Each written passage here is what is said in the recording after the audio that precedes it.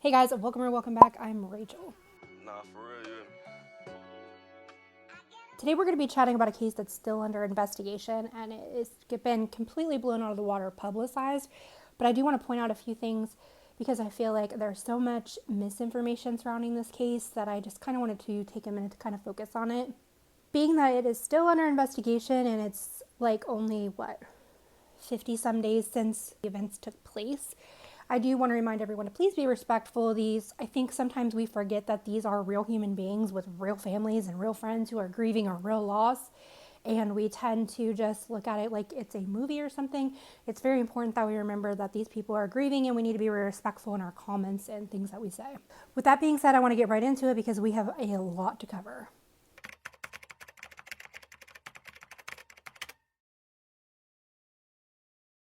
So I'm starting out with kind of like a primitive timeline of what happened. I'm going to try to stick to completely factual events because there's so much speculation surrounding this case. Saturday, November 12, 2020 at 8 p.m. The evening starts with Ethan Chapin and Xana Kernodle going to a party at Sigma Chi fraternity. You can get a gist of its location in conjunction with the map that I'm putting here. So where their house was on King Road and where the fraternity was. So it's not too far away. Google Maps says it's about a 5 to 10 minute walk. I'm not sure that they walked there. I'm only pointing this out to give you guys an idea of what the area is like and how close things were. I think you could actually see Sigma Chi from the house on King Road. Saturday, November 12th, same night, about 10 o'clock p.m. And I'm trying to say these names correctly. I might screw them up, but I did see Kaylee's dad pronounce it as Gonzalez. I'm going to try to say it right. So at 10 p.m., Kaylee Gonzalez and Madison Mogen, they were hanging out at the Corner Club Bar in Moscow. It's about a 25-minute walk according to Google. I'm not sure if they walked there or how they got there.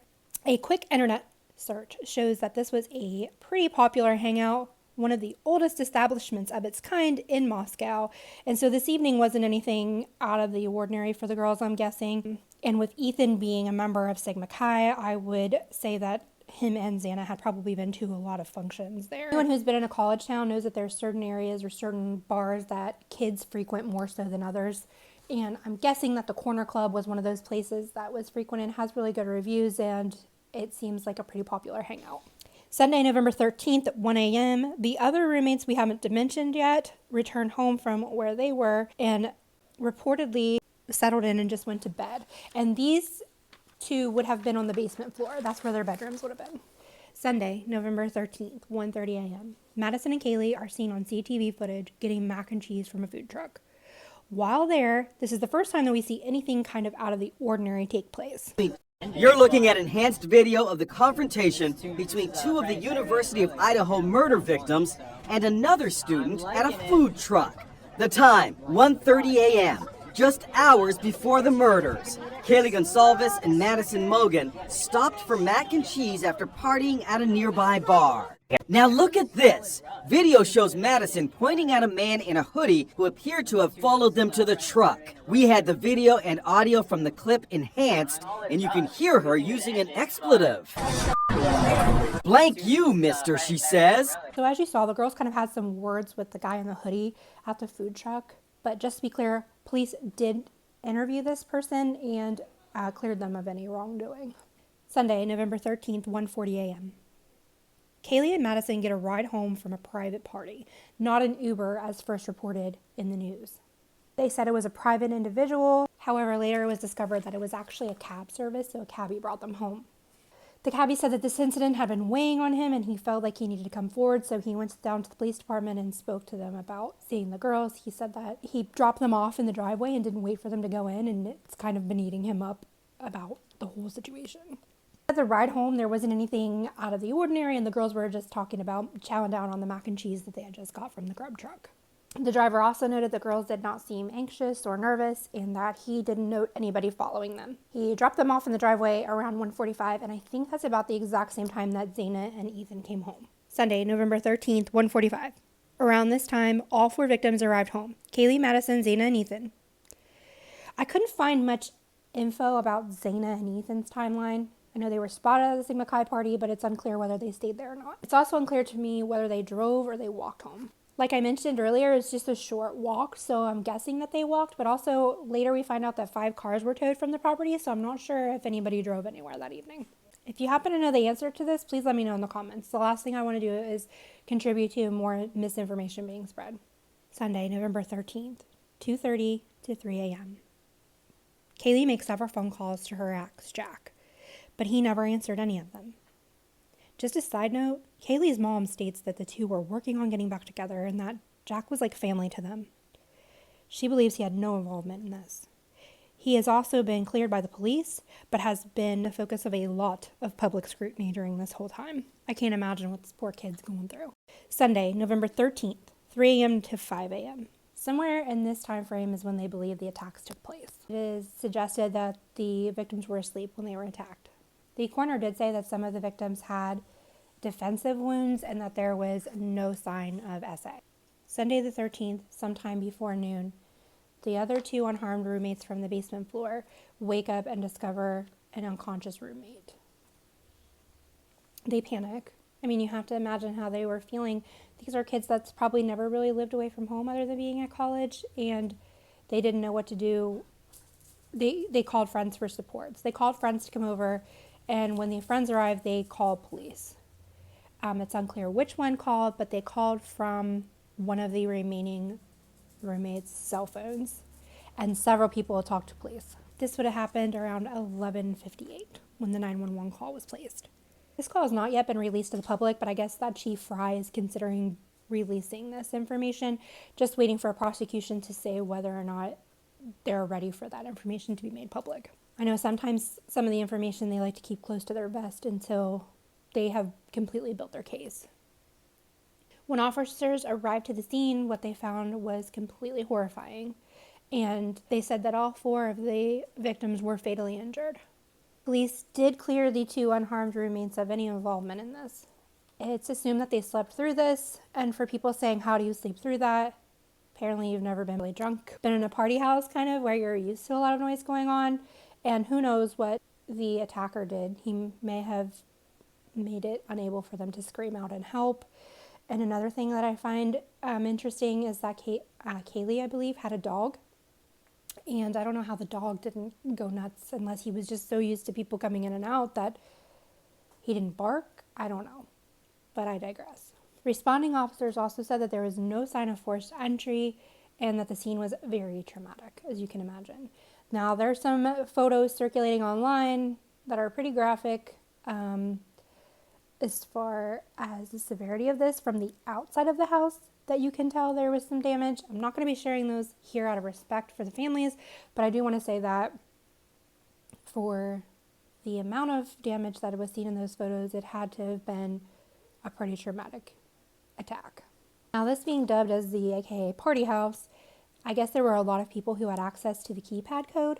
Also, with people coming and going all the time and drinking going on, they are college students. It is very unlikely that someone had forgotten to unlock or to lock a door that evening. Also, I noticed there was a slider in the rear of the house, and I know from my experience in homes that I've had that had sliding doors, exterior sliding doors, a lot of times you do forget to lock those. And also, they're easy to jump. Sunday, November 13th, 3 p.m., the University of Idaho sent out an alert to students about what had happened and told students to shelter in place. However, less than 40 minutes later, they rescinded the alert in the announcement. Later that afternoon, police released an official statement.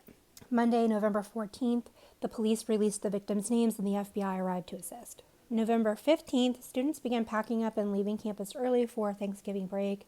Professors are canceling classes, canceling assignments, and people are heading out because they're generally fearful, especially since no arrests have been made yet.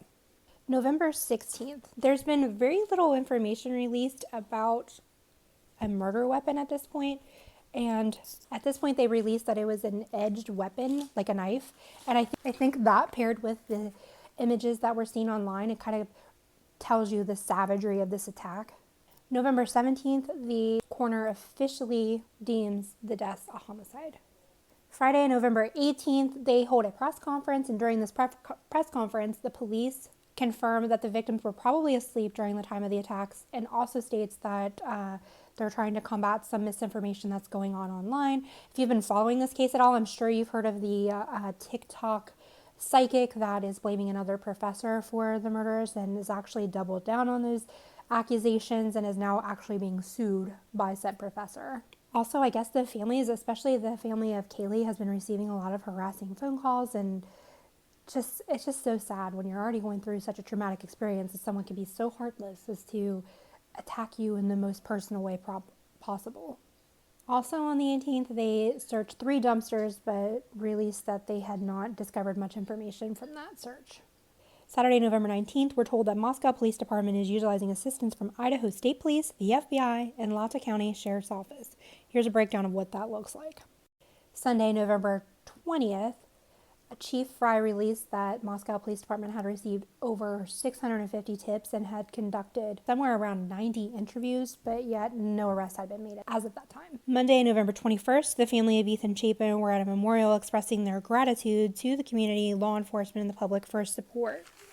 Tuesday, November 22nd, Moscow police say they have extensively looked into the rumors of Kaylee having a stalker. I guess that there were these 2 men that were hanging around outside of a business in Moscow. They appear to be following her on surveillance footage to her car, but it comes to find out they weren't. They never made contact with Kaylee. Just 2 random guys who were hanging out in the area trying to meet women. But with that being said, there's also some rumor our suspect had been stalking not just Kaylee, but all of the victims in the weeks prior to their senseless murders. But more on that as it develops. Wednesday, November 30th, Moscow police release a list of all the people that they have cleared and believe are not in connection with the crime.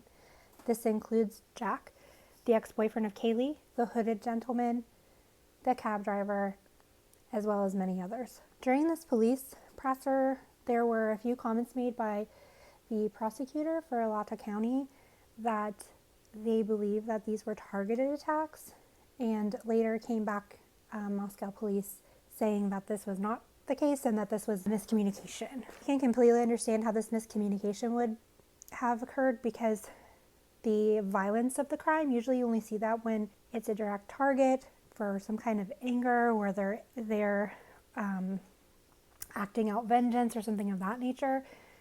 There are rumors circulating that one of the victims had received more severe injuries than the others, and that there had also been the stalking rumors. So I could see why he would have made that conclusion. But I also have to wonder if this isn't something they knew, that it was targeted, and so they're trying to keep that close to their vest for investigative purposes. Wednesday, December 11th. This is where we learn a little bit about the infamous white Hyundai Elantra that was caught on video footage near the scene of the crime around the time of the crime. Friday, December 9th. Moscow police released that they have received over 6,000 tips and have been flooded with calls ever since announcing the information about the white Hyundai Elantra. They also remind public that they are looking for a specific white car and not just any white car. Monday, December 12th. We are now on a full month since this whole ordeal began. Moscow police tried to reassure the public that the case has not gone cold, and they're just unable to release information without compromising the case, and they're just not willing to do that. They want everyone to know that they're 100% committed to solving this crime. However, many people have a really hard time believing this. It's the lack of communication and the lack of information. Thursday, December 15th. Kaylee's mother does an interview with NBC's Today Show. She expresses her aggravation over the police's lack of communication with her and was discussing all that her family has gone through, what they're feeling since learning of this horrible crime. She goes on to complain about the lack of communication, and I can't blame her. I guess they knew hours before the police informed them of what had happened. If you haven't seen that interview yet, I encourage you to watch it. It's just absolutely heartbreaking to know what this family has been through, along with the others. Thursday, December 29th. 20,000 tips have been called in. The detectives are still working on processing those. Over 300 interviews have taken place and still no arrest. Friday, December 30th. This is where we get to the good part. 47 days after this tragic event, and we finally have an arrest. Police arrest 28-year-old Bryan Kohberger in connection with the killings. Kohberger is charged with 4 counts of first-degree murder and 1 count of felony burglary. Bryan is currently being held in PA at the time of this filming. His extradition hearing is scheduled for tomorrow, which would be Tuesday, January 3rd at the time of this filming. If you've been actively keeping up with this case at all, you know that information is coming out like by the minute. It seems like This took me about 3 days to research and make sure I had all my facts correct. I hope that I have them all correct, and look up documents and things like that. So I can't imagine, like, by the time I get this up, there's going to be a whole sleuth of information. So I'm going to leave it there with the timeline as of right now. I'm going to do a whole other thing telling you more information about Bryan. I do want to touch on a few points that I think are kind of relevant or important at this point about Bryan. So first things I want to say is I want to clarify what extradition is for those of you who don't know, because I knew that it had something to do with like transporting somebody back to where the crime was if they don't, or wherever the crime occurred. Either they move somewhere else or they don't live in that area. Extradition hearing would basically just be to confirm identity, and Bryan waived his extradition hearing basically because of his criminology background. He knew that basically it's just going to be like, are you this Bryan that we're looking for? Yes, I am. Okay, I'm not wasting your time on, just because they're going to see that he is the correct Bryan and going to head and send him back to Idaho. So he just went ahead and waived his right to have that hearing, which his lawyer portrays it like he's doing this because he's so very excited to clear his name. However, some people are just saying he knows the process and this is just what's best. So I do want to say a lot of people are coming after the dad. I really don't think he knew anything about this. He drove him back cross country in that white Elantra. I will have a video dedicated to all the details with that. I just need time to research. But I think this trip was pre-planned, and I think the dad is just an innocent bystander in this whole thing. They've been cooperating fully with police, law enforcement, which in similar cases we have not seen the perpetrators or suspected perpetrators' parents cooperating with authorities at all.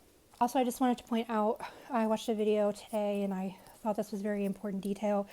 Criminology, the study of criminology is different than the study of forensics. They aren't the same thing. Just because someone's an expert on how the criminal mind works doesn't mean that they are an expert on processing a crime scene or that they even know how to process the crime scene. They're completely different fields. Also, if you're a nurse, you'll know this. There's a difference between what you sit and learn in an academic setting, like in a classroom. You can learn, let's say you're going to be a surgeon. You can sit in classroom all day and learn how to cut somebody open and perform the surgery. But there's also something that comes with applied practice and actually being in that surgical suite and performing that surgery. Same thing with crime scene investigation. He could have researched all he wants academically, but until you're in that situation, you don't have the applied skills that you think you do.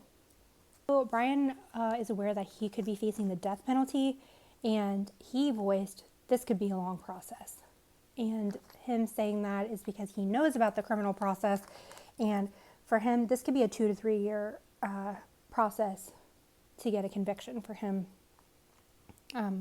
if what they allege of him is true. And I guess he also has a public defender already waiting for him in Idaho when he arrives. Bryan has been in a suicide smock the entire time that he's been in PA prison, and I guess even during recreation hours he has been, and they've actually been really accommodating to him with his veganism. They've accommodated that diet and lifestyle for him in the prison. I guess he wants to speak to his parents, and obviously that's not going to happen. Public genealogy DNA database like Ancestry.com or 23andMe was likely what was used to track down Bryan's DNA. It was familial DNA, not DNA directly from him, is what I'm understanding. I want to point out that white Hyundai Elantra was pulled over 2 times in Indiana for traffic violations when they were actively looking for that vehicle. I tried to go online and see if I could pull up if he was actually cited or not. I know he was pulled over. I don't know if they let him go with a warning or whatnot, but I tried to see if he was ticketed at all and I couldn't find anything. Bryan's lawyer says that he is maintaining his innocence and is eager to clear his name. But if you read the Daily Mail, and I saw a Fox News reporter, something, I think it was Fox, he was freaking out in the prison, allegedly, and showing himself to the guards, saying he was going to pee on their faces, and also I guess he was saying, I'll cut you like I cut them, and other really, really inappropriate things. Now I just wanted to touch on the house a little bit, on the house where the victims were staying.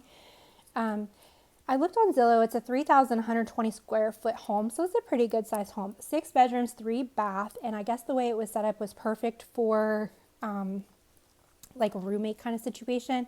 It says it was one of the top campus housing options due to its close distance to campus, an ideal setup for roommates with 2 bedrooms and 1 bath on each level of the house.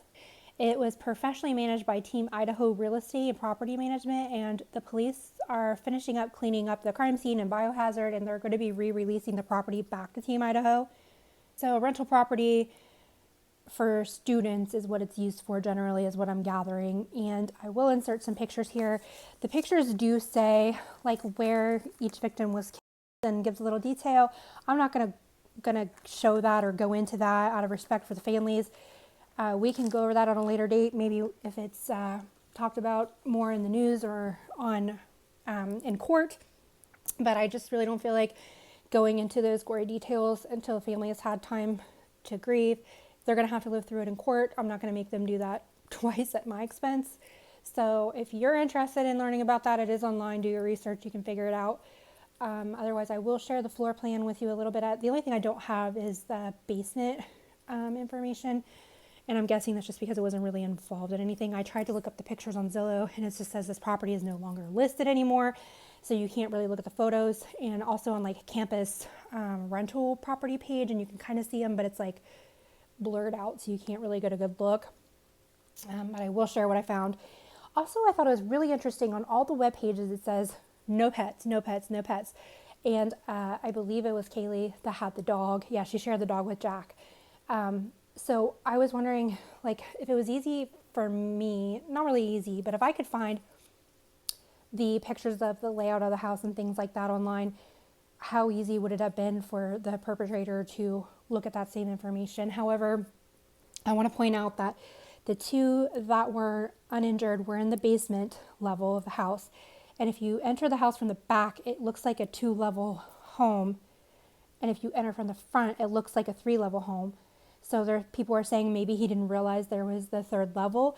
But if he was stalking all these people weeks prior, I'm sure he stalked out the house. But also I'm like, did he not know there was a dog there? If he read that online, like no pets, I just really wish the dog would have alerted them to somebody coming in and maybe gave them a fighting chance to get out of that house.